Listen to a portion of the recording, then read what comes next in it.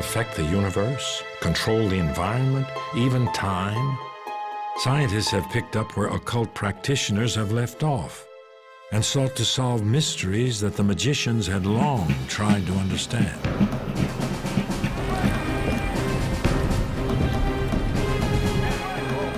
March 17, 1863. John Pelham leads his company into the Battle of Kelly's Ford on a field in Virginia. Pelham was famed for his courage, but this was to be his final battle. More than a century later in Chicago, Illinois, Margaret Barrett feels a searing pain in her head. Could this nurse from the Midwest and a Civil War major have some connection? Margaret believes she was the major in a past life. When people have an experience of a past life, the truth is unshakable. It's a self-evident truth, and anybody could doubt the existence of that past life. But the people who have had the experience, you're not going to shake that truth from them. They know. Most believe otherwise, but men like Isaac Newton, Galileo, Carl Jung are responsible for creating some of science's biggest breakthroughs that were once considered mystical. Now, how do you know some of the things we now regard as supernatural and inconceivable may turn out to be perfectly valid, legitimate science 50 years from now? Ever since the Renaissance, scientists have pushed far beyond accepted boundaries. Before the age of technology, scientists relied on belief and intuition. The original occultists believed the universe was a field of consciousness that they could access to decipher the work of the gods. We think we are separate from each other. We're actually just part of one great universe. And that was a kind of core idea that the occult magicians had. They expressed it beautifully at one point by saying, as above, so below. It really means that wherever you look, the patterns will be the same at the microscopic level, at our level, and at the cosmic level. These magicians believed that the universe and the mind were linked, a connection that quantum physicists are still trying to prove. And people find this very exciting, the overlay between the way the brain works and the way the universe works. But other New Age practices like channeling and exploring past lives are not accepted. All these experiences that are claimed to be occult sometimes originate in the brain from brain pathology. And this makes you wonder about all of these phenomena, what's causing them. Just because you find that people with temporal lobe seizures experience God doesn't negate the idea of God. But it does make you wonder, what religious experience is all about, because there are neural structures in the brain that predispose you to religious belief and mysticism. The link between magic and science has always been strong. And once the mystical is proven, it can become scientific fact. It's a pursuit that has shaped the world and man's understanding of it from the time of Newton. Isaac Newton was born in the 17th century, when man still believed the cosmos revolved around the earth. He is known both as the father of modern science and the last of the great magicians. Newton was an extraordinary intellect. He was able to concentrate for endless hours, and sometimes it seemed days on an issue. He could keep in mind all of the parts.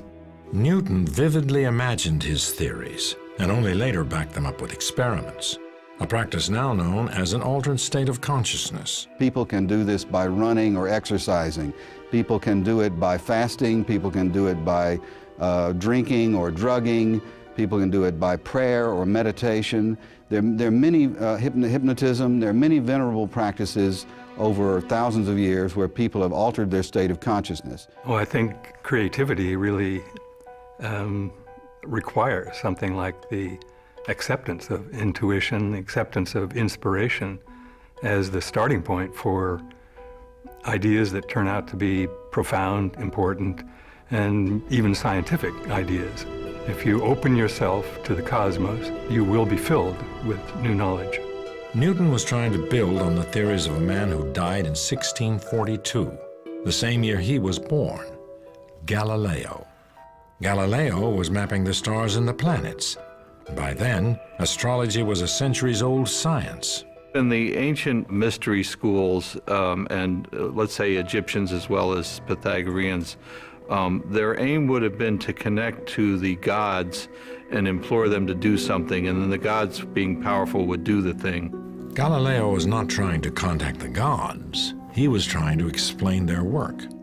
During the Renaissance, scientists followed the teachings of Aristotle. The work of this 3rd century BC Greek were the theories accepted by the Catholic Church. The idea of motion was extremely different from what we presently understand. The notion was that every kind of object or substance had its natural place, with earth at the bottom and then water, air, and fire, and the quintessence that the heavens were made of above that, and that objects tended to remain in their natural places, and that to move them you needed to push on them continuously. He also taught that the Earth was the center of the solar system and that a heavy object would fall faster than a lighter one. These were accepted truths until Galileo. Galileo confirmed that the Earth revolved around the sun. Aristotle believed that matter falls because it knows its place in the cosmos. The hand of its creator guides it to return to its place of origin. Galileo's understanding of gravity was much more advanced, and he used scientific method to prove his theories. Aristotle, who was a great thinker, believed that heavy objects fall much faster than light objects. And he needed 5 minutes to test this. All he needed was 5 minutes to go up in a building, take a rock, take a pea, and drop them at the same time. He never did. And the reason is the concept of an experiment is alien to the human mind. But not to Galileo. He did the experiment and found that they fell at the same rate. So this is why we think Galileo was a great genius, because he said, we can ask questions about nature, not have preconceived notions. We can start with an open mind and say, what happens when you drop a big stone on a tiny pea? And lo and behold, he found something counterintuitive, which anybody can test and verify. Galileo thoroughly discredited the sacred Aristotelian worldview of the Church and paid dearly for it. The cardinals of the Inquisition rejected his theories. He kept publishing, and for his efforts, he was found guilty of heresy. Galileo was placed under house arrest in 1633 and spent the rest of his life under the Inquisition's watchful eye. It took 350 years for the Church to admit that they were wrong. By then, Newton had confirmed Galileo's conclusions. Isaac Newton was fascinating. He was born on Christmas Day. He was a widow's son. He was raised in a kind of austere surroundings and went off to college and kind of never stopped being at college, and studied the rest of his life. From a young man, he studied everything there was in the universe to study. The Renaissance had been fueled by the rediscovery of long-lost early Greek and occult texts. Scholars like Newton were thrilled to discover new ideas in science, religion, and magic. Newton was not only a scientist, he was an avowed alchemist. Most of the brilliant people in history, and Isaac Newton was one of them, went into alchemy, went into various occult pursuits because they wanted to find out how things work, and they were willing to go as far as they needed to satisfy their inquisitive minds. In Newton's time, there was no hard distinction between magic, spirituality, and science. Scientists used any method to expand their knowledge. He spent years searching for the crown jewel of alchemy, the philosopher's stone. The stone was not an actual gem, but a higher level of consciousness that would enable scientific and spiritual breakthroughs. Alone in his room with his alchemical experiments, Newton would go for days without food or sleep. People who study creativity say there are several stages. First, you have to learn a great deal, and then you have to let that incubate and kind of bubble inside you, and then it will turn into something like an inspiration. That's what the alchemists were trying to do as well, and what Newton did so successfully. Newton took on Galileo's challenge of refuting Aristotle. When he applied his mind to Aristotle's theory of falling objects in the orbit of the planets, he made the most important discovery of physics: gravity. It was groundbreaking. When Newton thought about gravity, he had to conceive of the idea that two bodies can attract each other at a distance.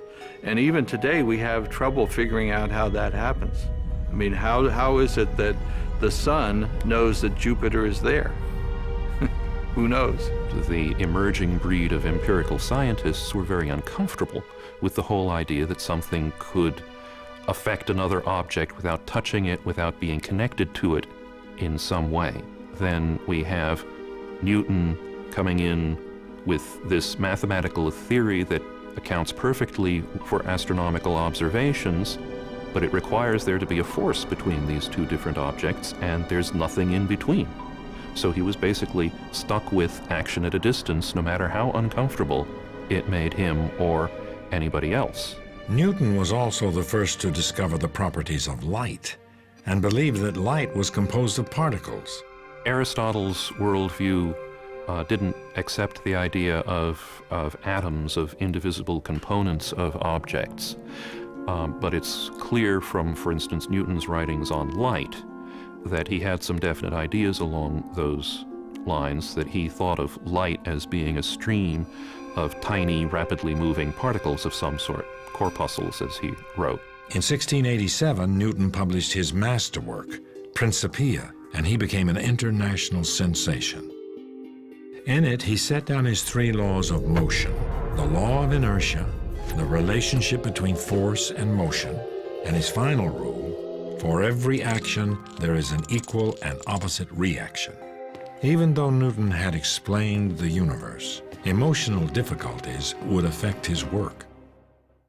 The end of the 17th century brought important scientific advancement. Sir Isaac Newton had made an epic contribution to this revolution, but in 1675, he had a nervous breakdown. He had a number of things that happened to him all at once. He became depressed and holed up in his apartment and couldn't be brought out. He had to be dragged out of there by his friends. The legend goes that he had been practicing actual alchemy with chemistry, and that the fumes may have made him somewhat crazy or psychotic. There's all kinds of ways to read that, and he might have had simply a nervous breakdown. Newton never made another scientific breakthrough, but his work would endure. In the 1660s, a specter from the past haunted London: the Black Plague. 70,000 people died. Then the Great Fire. But in the midst of this turmoil, a scientific first. In 1660, an elite group of British scientists formed the Royal Society, history's first organization devoted to the pursuit of science. The Royal Society started out sort of as a smart guys club, where they got together and discussed every conceivable topic that was, probably a little risque, of course, because at various times, England was in the throes of religious clampdowns. The threat of the church did not stop them. Newton himself would lead the Royal Society for 24 years. He is said to have uttered just one sentence during all those meetings. He asked for the window to be opened. But his near mystical focus would inspire another generation to look for the universe within, the human brain. On its surface, a well-tuned machine of neurons and nerves perfectly synchronized for movement, learning, even defense. But there is more to the brain than just electric impulses. This remarkable organ contains people's thoughts, their past. Some would say it holds the soul. Newton's discovery of gravity transformed the way science understood the universe. But another member of the Royal Society, Thomas Willis, was about to overturn Aristotle in a different field: medicine. Willis began the first scientific exploration of the brain and its elusive software, the mind. Thomas Willis was an English physician, and he figured out how to study the brain, which was a tough thing to do because the brain would dissolve in mere hours after death. Progress in medicine had been hampered by a long-standing taboo against dissection of the human body. It took a certain relaxation of the rules to ever get dissection to happen. A lot of times the practitioners were in fact criminals. They were declared to be criminals even though they were scientists. It was against the law and every other thing to dissect a human body. Until the Renaissance, doctors believed Aristotle's view that the heart was the home of the mind. Few in medicine were able to conceive that the shapeless white mass inside the skull could possibly be the seat of reason and artistic expression. Willis suspected that the brain held more than his colleagues assumed. So he figured out a way to preserve it and then was able to distinguish all of the parts of the brain which nobody had really come to grips with before. Like Newton, Willis was an alchemist willing to experiment to get to the truth. Willis was the first to dissect the nerves leading to the brain. He explained how they functioned together. His lectures held his audiences spellbound.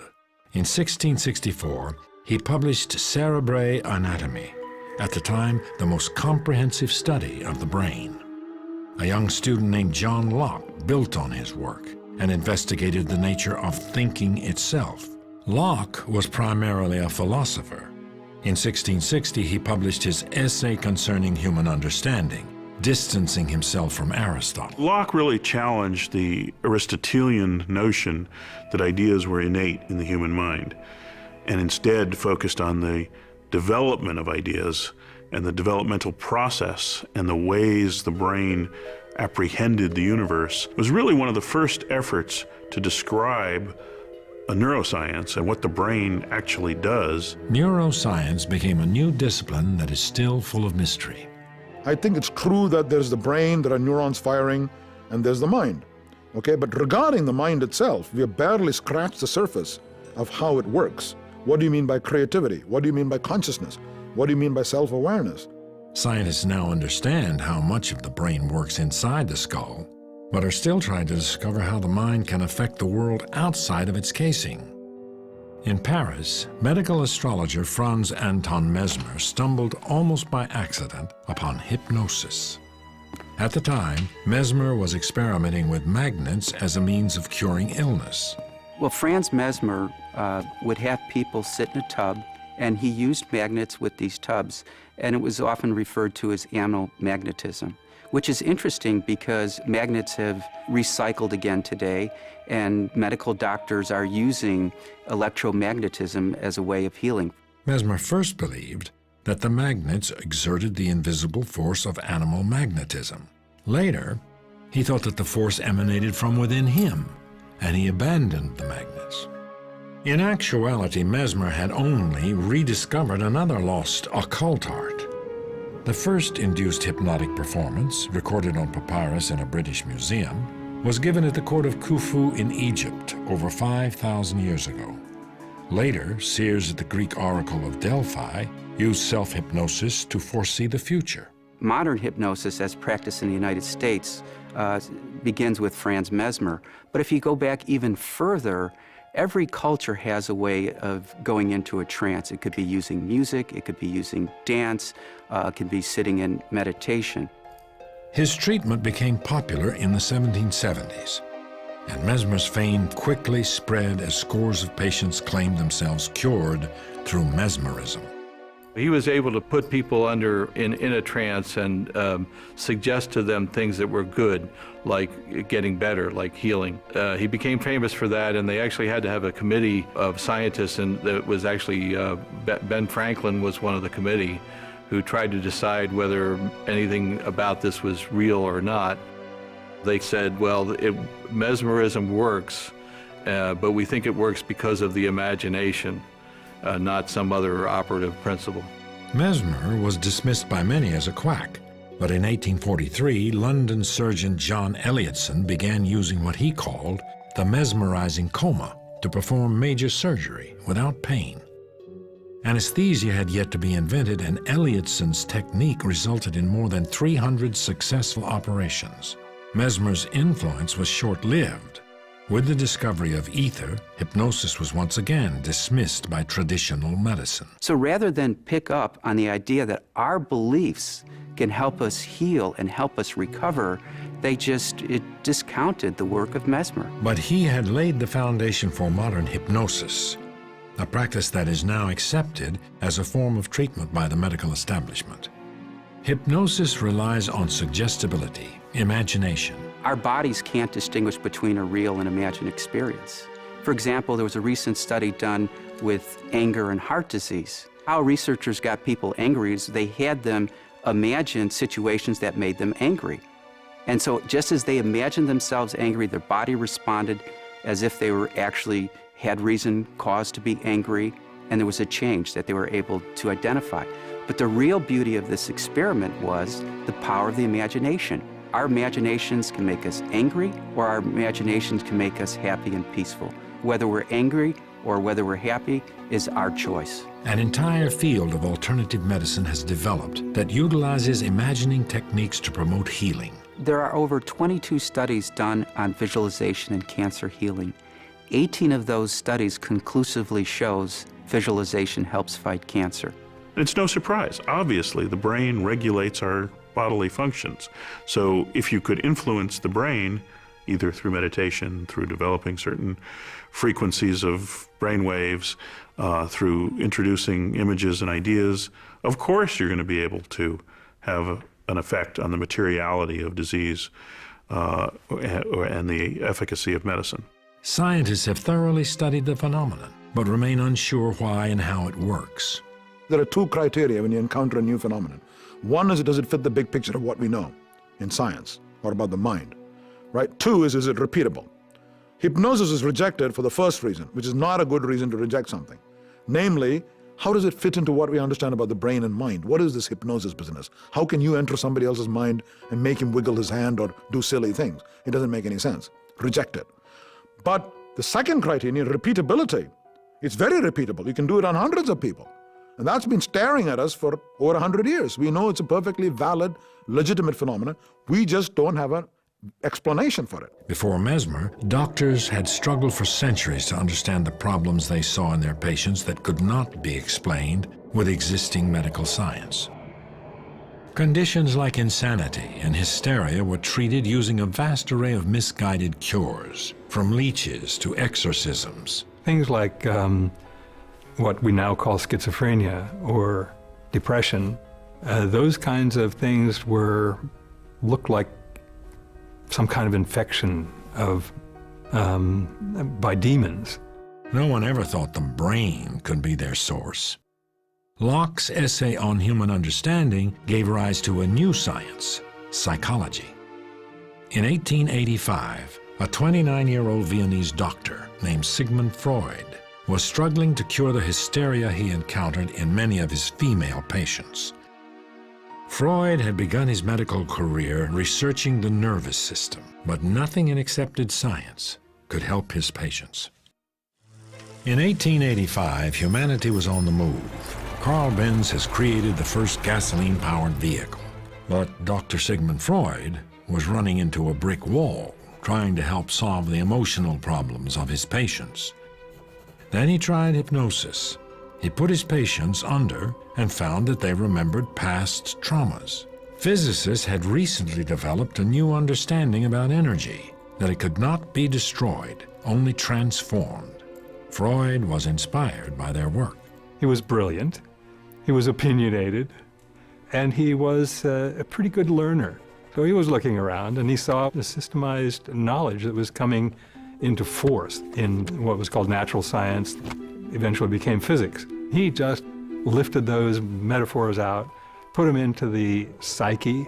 Freud discovered the unconscious. Freud saw the human personality as a psychic energy system.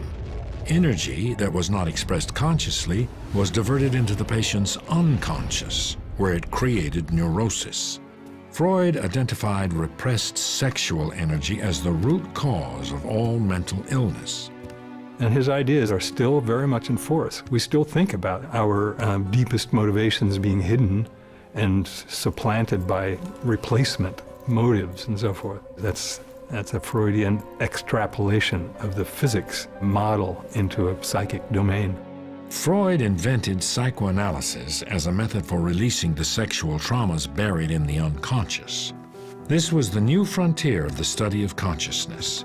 And though much of Freud's work would eventually fall out of favor, his work provided the foundation for modern psychology.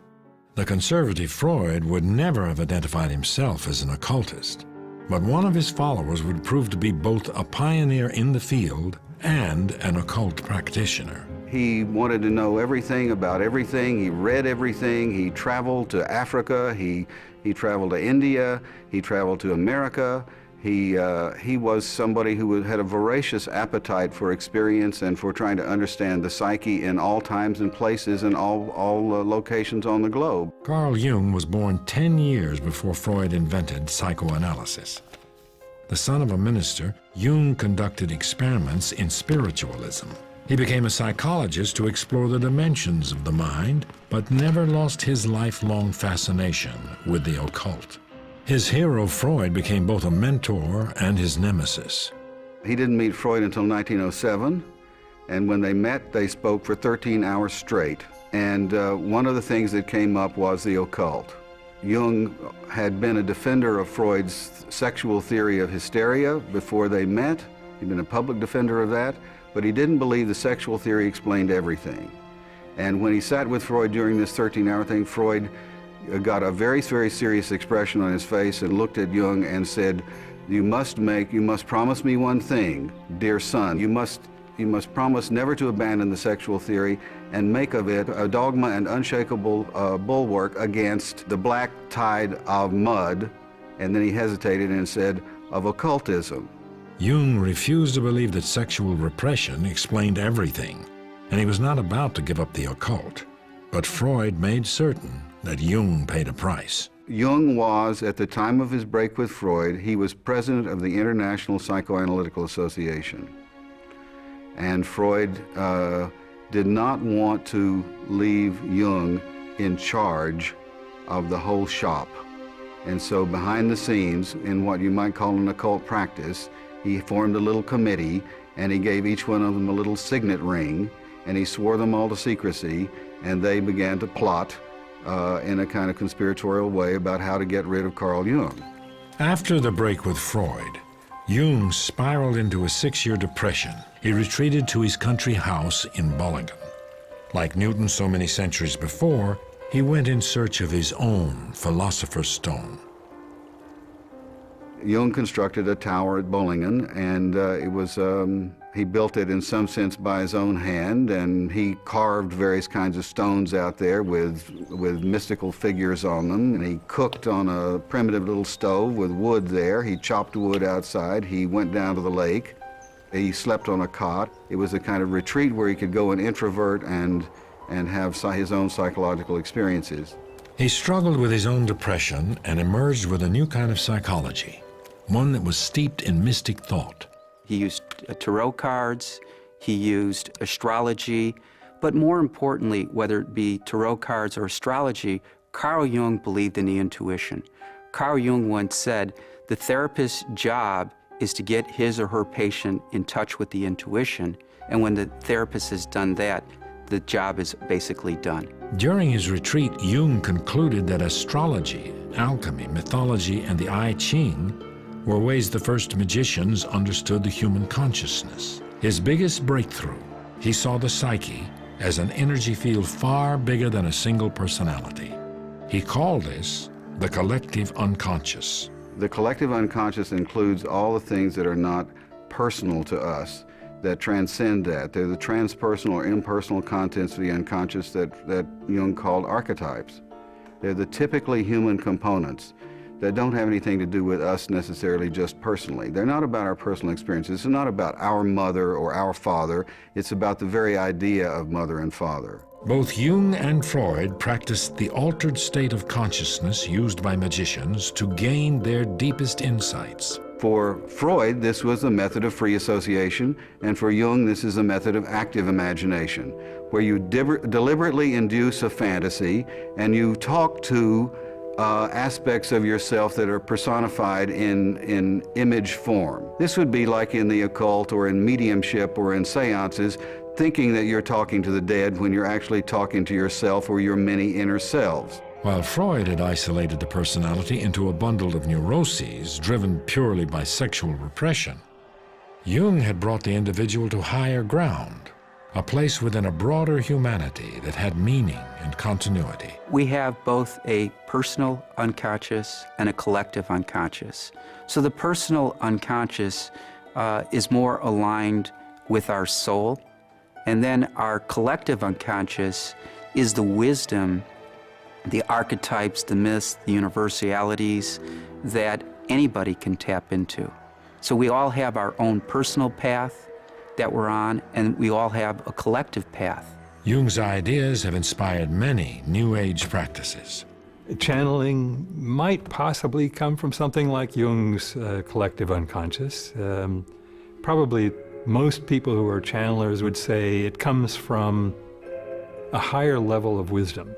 And maybe it's the same thing. It certainly is a related kind of concept to the collective unconscious. But the typical presentation is as if there's some being, a departed soul, or maybe a group of them who now exist in some other dimension, but have chosen to help us out by channeling some of their wisdom through one of your friends or neighbors. In Jung's work, dreams could yield valuable insights. Some psychologists have taken this one step further into a technique called lucid dreaming. Lucid dreams are a special category where not only are you dreaming, but you know you're dreaming, and you actually may even be able to directly influence the direction of the dream. But Jung's influence did not stop with psychology. His work inspired a physicist who would try to forge a connection between the occult and science. For centuries, the study of the universe and the mind were separate disciplines. In 1905, the 30-year-old Jung met a young German man working as a clerk in a Swiss patent office, Albert Einstein. In some ways, Einstein was a mystic at heart. As a child, he had observed the movements of a compass needle and vowed that he would one day learn the mind of God. Like Newton, he would enter an altered state of consciousness which he called mind exercises, and intuitively arrive at his discoveries. Only later, Einstein would back them up with formulas and proofs. That year, Einstein published 5 papers of new physics in the journal Annalen der Physik, theories that rewrote the rules of the universe. In it, he posed his theory of relativity, which held that time and space are relative, changing concepts, not absolutes. Newton developed these wonderful things, the laws of motion and gravity and so on, which appeared to be just like clockwork. And it made everybody pretty happy, even though it was revolutionary at its time, because they discovered that the universe was a big giant clock and it all worked in an orderly way. Einstein came along and said, well, yeah, that could be true, but also it's relative. And it turned it all upside down again. In Einstein's autobiographical notes, he would ask Newton for forgiveness for revolutionizing the science of physics.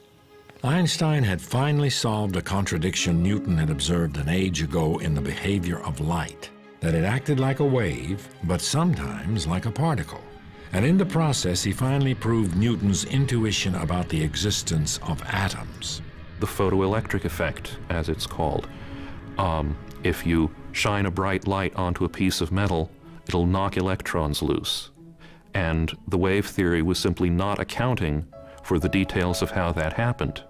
Then came Einstein in 1905 and was able to account for the photoelectric effect perfectly by saying that when light interacts with the metal, it comes in discrete bundles of energy that depend only on the frequency of the light and not its intensity.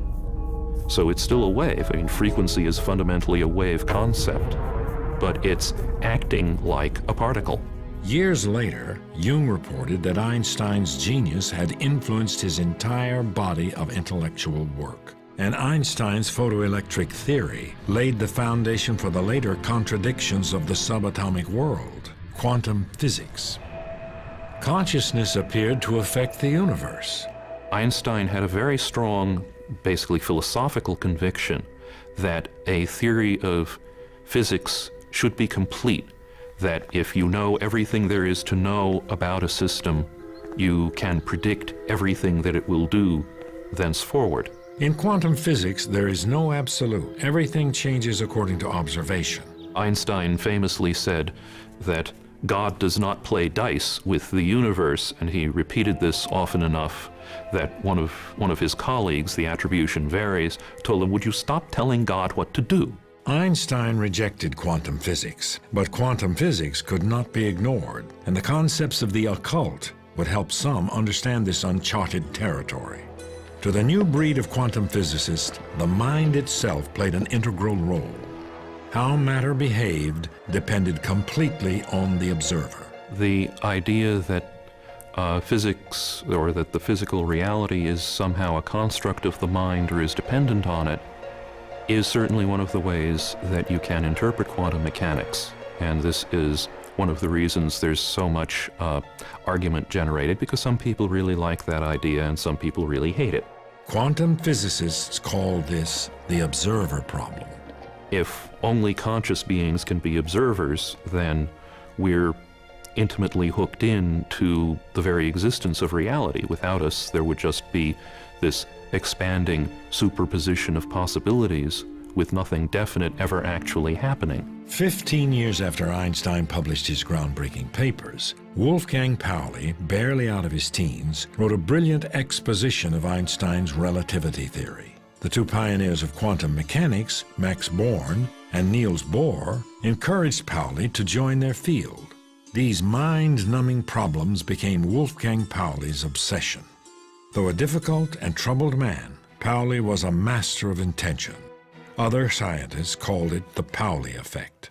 His colleagues in the experimental laboratories in physics said, please, please stay away, because sure as he would arrive in the laboratory, all the experiments would stop working. They even claimed that if Pauli went by the town in a train, that the experiments would stop working. He, like many of the others we think of as great scientists, was consummate intender. He could intend what was about to happen, and it would happen in a certain sense. He was one of the most creative figures in quantum mechanics because of that. Pauli, like Newton, fell deep into this work, and eventually he had a mental collapse. In 1948, he went to the newly created C.G. Jung Institute to seek help from the now famous psychologist. As he walked into the room, the Pauli effect occurred. A vase suddenly fell to the floor. Both men would later say that when the vase shattered, they recognized their destiny. Together, they would try to comprehend the universe using both physics and psychology. Pauli became one of the great contributors to the development of quantum physics, partly because of the intuitions that were fed, at least in part, by that kind of collaboration with a great intuitive thinker in a completely different domain, Carl Jung.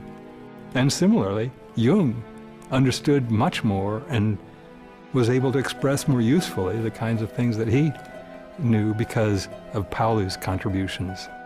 The incident itself led them to develop the concept of synchronicity, where two supposedly random events collide to create meaning. Synchronicity, as Jung defines it, is a correspondence between an inner psychic state, psychological state, and some external event. The correspondence having a high degree of improbability, so that it appears random or accidental or merely coincidental or merely chance. Jung and Pauli combined their brilliance and intuition and arrived at a theory of the universe. If matter behaves according to observation, then have human beings made their own reality? Have people's collective thoughts and dreams created our world?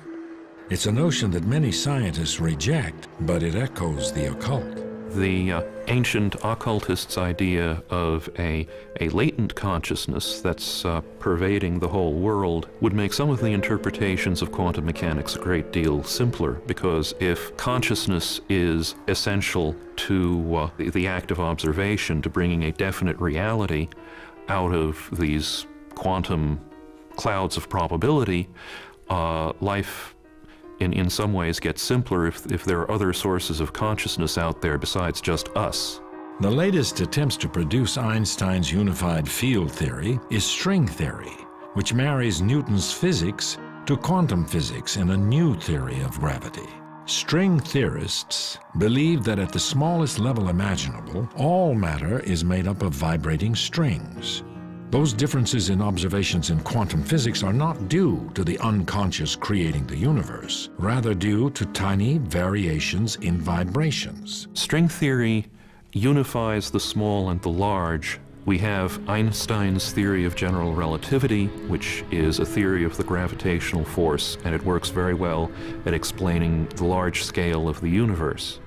We have quantum mechanics, which is the theory of the very small, and it also works extremely well. The trouble is these theories are not compatible. You cannot construct a theory of quantum gravity by any of the conventional approaches.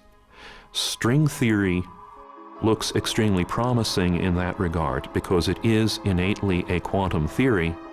If true, it implies a fascinating realm of parallel universes and multiple dimensions. The way string theory does an elegant thing is that it says, okay, there are these tiny little things called strings, and they make up all other particles that there are in the whole universe. And these strings are really just energy. And therefore, we've now gotten down to the very, very tiniest particle or element of what there is. And then since they're all just energy, we can think of ourselves as merely energy, which would be very satisfying for many people. There's a religious way to see that, and there's a chemical way and a physical way to see that. But these theories may never be proven. Scientists have affected our world with work that has at first appeared magical. In 1895, Conrad Röntgen was experimenting with cathode rays when he noticed a green glow on a painted screen on his workbench. But the cathode ray tube was covered with black paper, which meant that these invisible rays passed through a solid. Experimenting further, he discovered that the rays could pass through skin, revealing the bones of his wife's hand. Imagine people's reaction to that. Imagine somebody told you, here's a table, and there's a drawer, and then inside it, there's some film, and I'm going to pass these mysterious rays through your hand, and you see your bones. Now, people would say that's supernatural, that's occult. In fact, nobody believed him. And he said, I'm not going to publish this in a scientific journal because it sounds almost occult. So in fact, I'm going to publish it in a newspaper. So he published it in his wife's hand in a newspaper, and you could see the bones of a hand, and it made history overnight. Röntgen's work could have easily been dismissed. Put yourself back at that time. Here are people talking about physics and balls moving, light and this and that, and somebody publishes a paper saying there are these rays that go through your hand, which is opaque, and show the skeleton, the bones of your hand. You'd have said, this is garbage. This is occult. Okay? But it turned out it's not occult, it's a real phenomenon. But the difference is it was immediately repeated by 1,000 laboratories all over the world.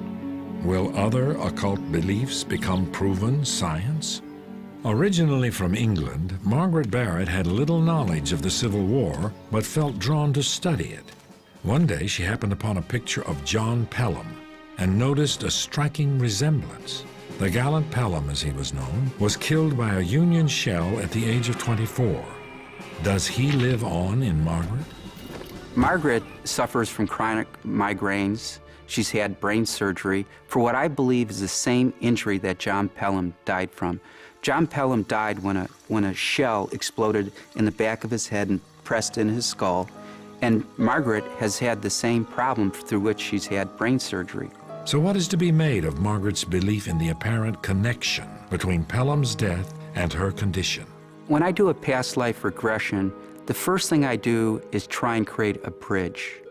The bridge is some connection from the current life to a past life. It could be a fear, a phobia, it could be a job, a relationship. It really doesn't matter. Sometimes even had dreams turn into be bridges into the past life. So once I do a thorough history, then I start to hypnotize a person. So what we try and do with a past life regression is help people learn from their previous lives so they don't make the same mistakes in their current life. Are we left with imprints of those who lived before us? We have this action and intelligence at a distance. The thing is, we have to connect to it. We have to be conscious of this possibility. Will discovering past lives someday be as commonplace as X-rays? Most scientists reject the idea. In the case of Röntgen, you did the experiment, everybody could repeat it, we accept it. In the case of Galileo's small stone and big stone, any child can go and repeat it. But that's not always true. Let's take velocity of light, and Einstein said it's finite. It took very, very detailed quantitative experiments to prove that was correct. You can't just do it quickly.